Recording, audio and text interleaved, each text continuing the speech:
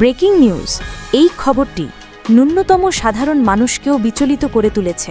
শেখ হাসিনার বিচার হতেই হবে, দৃঢ় কণ্ঠে বললেন বিএনপি মহাসচিব মির্জা ফখরুল। আমরা আর গুমের শিকার হতে চাই না, স্পষ্ট বার্তা দিলেন রুহুল কবির রিজভী। গোপালগঞ্জে আওয়ামী লীগ নেতাদের গণপদত্যাগ, দল ছাড়ার ঘোষণা ৮ নেতার। ফ্যাসিবাদের পুনরুত্থান রুখে দেবে ছাত্র সমাজ, জোরালো হুঁশিয়ারি রবের। এতক্ষণ শুনছিলেন সংবাদ শিরোনাম, এবার বিস্তারিত। শেখ হাসিনার বিচার হতেই হবে, এমন দৃঢ় মন্তব্য করেছেন বিএনপি মহাসচিব মির্জা ফখরুল ইসলাম আলমগীর। বিগত আওয়ামী লীগ সরকারের সময় গুম খুনের জন্য ক্ষমতাচ্যুত প্রধানমন্ত্রী শেখ হাসিনাই দাবি করে তিনি বলেন, তার বিচার এদেশের মাটিতেই হতে হবে এবং তার সর্বোচ্চ শাস্তি নিশ্চিত করতে হবে। শুক্রবার ২২ আগস্ট বিকেলে রাজধানীর মানিক মিয়া অ্যাভিনিউয়ে আয়োজিত এক অনুষ্ঠানে এসব কথা বলেন তিনি। আন্তর্জাতিক গুম দিবস উপলক্ষে মায়ের ডাক আয়োজিত মানববন্ধন ও চিত্র প্রদর্শনীতে যোগ দিয়ে বিএনপি মহাসচিব এই বক্তব্য দেন। ফখরুল অভিযোগ করেন, বর্তমান অন্তর্বর্তী সরকার ব্যর্থ হয়েছে গুম কমিশনকে জনসম্মুখে আনতে, ব্যর্থ হয়েছে ভুক্তভোগী পরিবারগুলোর চোখের পানি মুছাতে। তার দাবি, এসব ঘটনার সঠিক বিচার না করলে সরকারকেও একদিন জবাবদিহি করতে হবে। তিনি বলেন, বিএনপি প্রথম দিন থেকেই গুম হওয়া পরিবারগুলোর পাশে আছে। আমাদের নেত্রী খালেদা জিয়া মিথ্যা মামলায় ৬ বছর কারাগারে থেকেছেন, তারেক রহমান নির্বাসিত হয়েছেন, আর দলের প্রতিটি নেতার বিরুদ্ধে শত শত মামলা হয়েছে। তাই এই কথা ভাবা ভুল হবে যে বিএনপি এই গুম খুনের বিচার এড়িয়ে যাবে। আবেগাপ্লুত হয়ে ফখরুল বলেন, সেই ভয়াবহ দিনগুলোর মনে পড়ে। একই পরিবারের ৭ জন পর্যন্ত গুম হয়ে গিয়েছিল। ছোট ছোট শিশুদের দেখেছিলাম পিতৃহারা হয়ে কাঁদতে। আজ তারা বড় হয়েছে, কিন্তু ন্যায় বিচার এখনও পায়নি। তিনি আরও বলেন, বিএনপি নির্বাচন অবশ্যই চায়, কিন্তু সেই নির্বাচন হবে বিচার নিশ্চিত করার জন্য, গুম খুনের দায় নির্ধারণ করার জন্য। হাসিনা সরকারের আমলে প্রায় ৬০ লাখ মানুষের বিরুদ্ধে মিথ্যা মামলা দেয়া হয়েছে, ২০,০০০ মানুষকে বিচার বহির্ভূত হত্যা করা হয়েছে, আর প্রায় ১৭০০ নেতাকর্মী গুম হয়েছেন। এখনও পর্যন্ত এসবের কোনো জবাব পায়নি জাতি। Breaking news. বিএনপির সিনিয়র যুগ্ম মহাসচিব রুহুল কবির রিজভী বলেছেন, আমরা আর কখনোই পতিত ফ্যাসিস্ট আমলের মতো গুমের শিকার হতে চাই না। তিনি স্পষ্ট করে জানিয়েছেন, বর্তমান সরকারের আমলে গুম কিংবা বিচার বহির্ভূত হত্যার পুনরাবৃত্তি হবে না। শুক্রবার ২২ আগস্ট বিকেলে নয়াপল্টনে বিএনপির কেন্দ্রীয় কার্যালয়ে খালেদা জিয়া সহ দলের অসুস্থ নেতাদের রোগমুক্তি কামনায় আয়োজিত দোয়া মাহফিলে এ মন্তব্য করেন তিনি। গুম হওয়া সাংবাদিক বিভুরঞ্জন সরকারের প্রসঙ্গ টেনে রিজভী বলেন, অন্তর্বর্তী সরকার এর সঙ্গে জড়িত নয়। এ ঘটনার পেছনে অন্য কোনো রহস্য আছে কিনা কিংবা কোনো আন্তর্জাতিক চক্র জড়িত কিনা তা খুঁজে বের করতে হবে। দেশের রাজনৈতিক পরিস্থিতি নিয়ে রিজভী বলেন, অনেক ক্রান্তিকাল অতিক্রম করে আমরা আজ একটি স্থিতিশীল অবস্থায় পৌঁছেছি।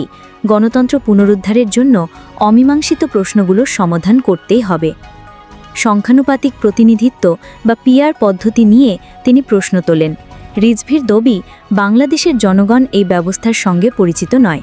ভোটের অধিকার কেড়ে নিয়ে দলকেই নির্বাচিত করার সুযোগ তৈরি করলে রাজনৈতিক দলগুলো কর্তৃত্ববাদী হয়ে উঠবে।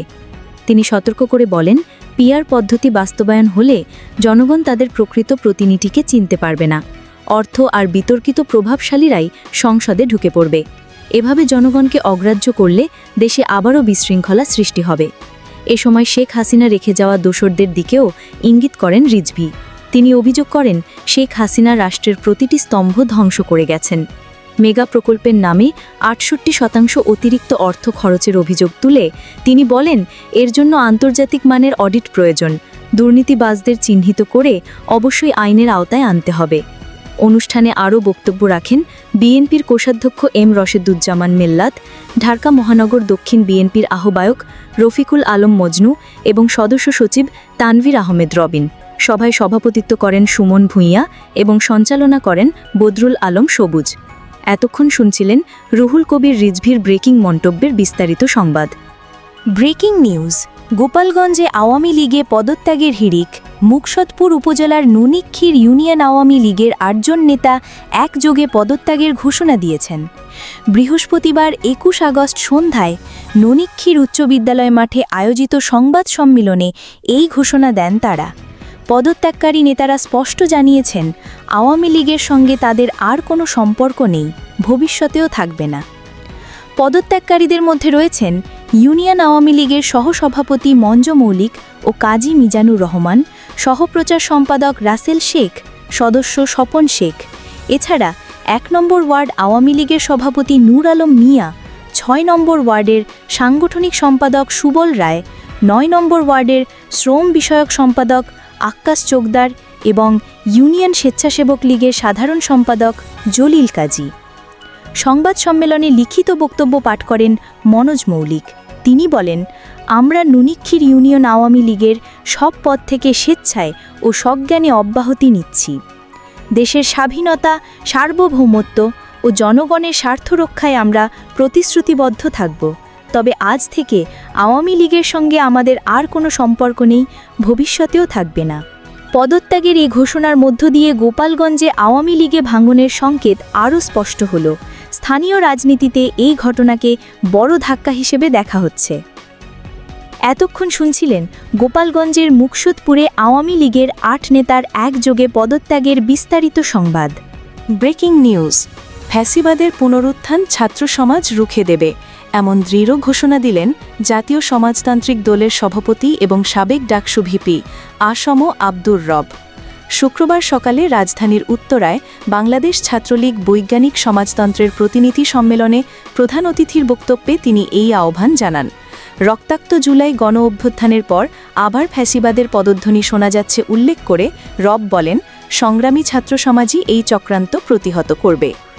আসম রব বলেন, শিক্ষা ব্যবস্থা হতে হবে বৈষম্যহীন, গণমুখী এবং জাতির মুক্তির চাবিকাঠি। ছাত্র সমাজকে ঐক্যবদ্ধ থাকতে হবে, নতুবা ক্ষমতাকেন্দ্রিক রাজনীতি জুলাই গণ অভ্যুত্থানের স্বপ্নকে নস্যাৎ করে দেবে। বিশেষ অতিথির বক্তব্যে জেএসডির সাধারণ সম্পাদক শহীদউদ্দিন মাহমুদ স্বপন বলেন, গণমুখী শিক্ষা শুধু চাকরির জন্য নয়, শিক্ষার্থীর মানবিকতা ও ন্যায়বোধ করে তোলে। জেএসডির স্থায়ী কমিটির সদস্য তানিয়া রবও ছাত্র সমাজের ঐক্য ও সংগ্রামী ভূমিকার উপর জোর দেন। প্রতিনিধি সম্মেলনের দ্বিতীয় পর্বে ঘোষণা করা হয় ৭১ সদস্য বিশিষ্ট নতুন কেন্দ্রীয় কমিটি। মোসলেহুদ্দিন বিজয় সভাপতি এবং নাবিলা সুলতানা সাধারণ সম্পাদক নির্বাচিত হন। এছাড়া একাধিক নতুন উপসভাপতি, যুগ্ম সাধারণ সম্পাদক, সাংগঠনিক, দপ্তর, প্রচার ও সংস্কৃতি সম্পাদক সহ পূর্ণাঙ্গ কমিটি গঠন করা হয়েছে। রবের আহ্বান, আসুন আমরা শপথ নিই, শিক্ষা হবে গণমুখী, বৈষম্যহীন এবং জাতীয় অগ্রগতির বাহক। এতক্ষণ শুনছিলেন ফ্যাসিবাদের পুনরুত্থান রুখতে ছাত্র সমাজকে সচেতন ও ঐক্যবদ্ধ থাকার ডাক দিয়েছেন আসম আব্দুর রব।